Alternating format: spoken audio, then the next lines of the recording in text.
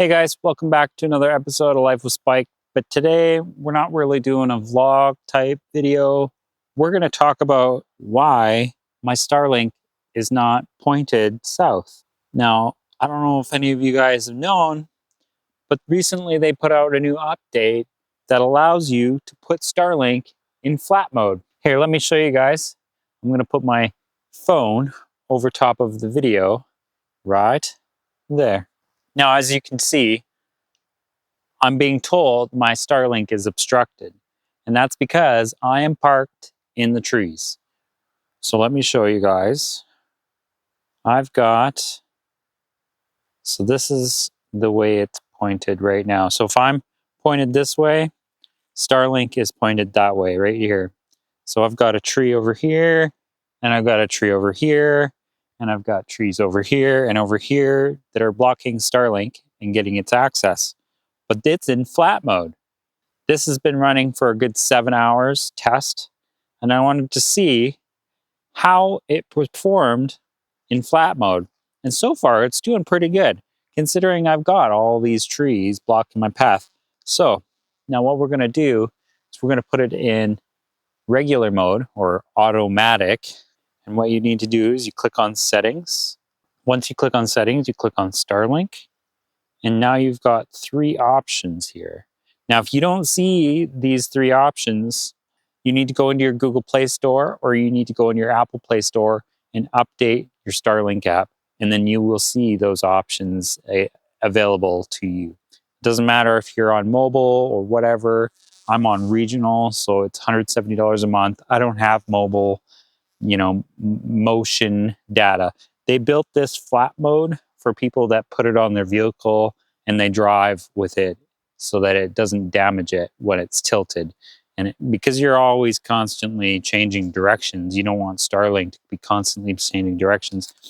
Now, I was told that once you put Starlink on the roof and you start driving, it automatically goes flat. So it kind of has now a setting that you can force it into flat mode. So what we're going to do is we're going to put it in automatic. Oh, wait. Before we do that, we're going to do a speed test.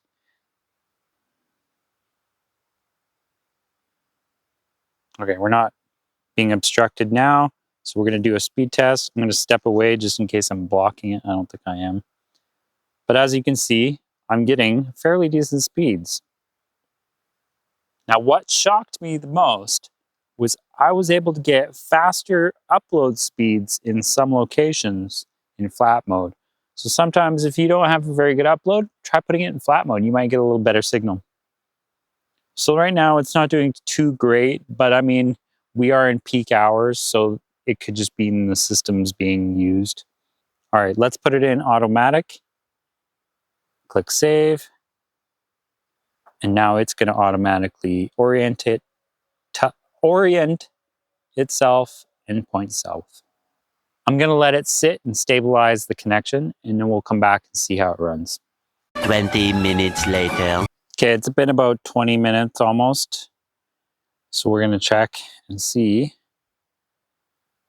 Okay, there's much more obstructed spikes. Before there was only maybe 3 or 4, and it would be every 5 to 8 minutes. So it's definitely much more obstructed now that it's in automatic mode. And let's do a speed test. And that's about the average upload that we get. So I'm getting a good service right this second. So there's probably a satellite within range that's giving me a good signal right now.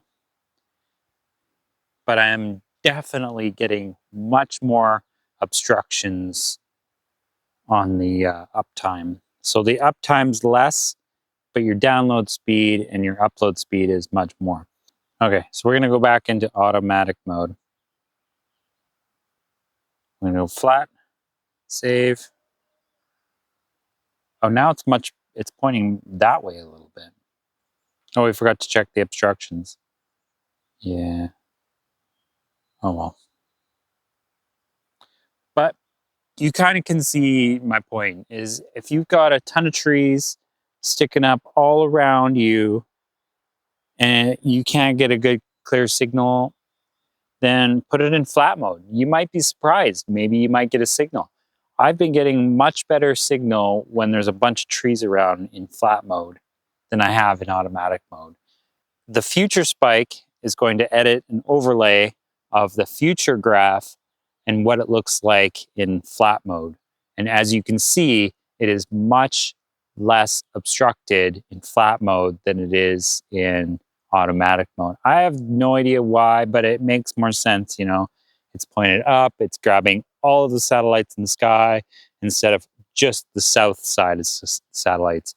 Because there's satellites over here. I don't know why it wants to just point south. It's just, that's just the best signal, is when there's a satellite overneath, over top, it gets perfect signal, but as soon as it hits the tree and the other satellite's not in service, there's no signal at all.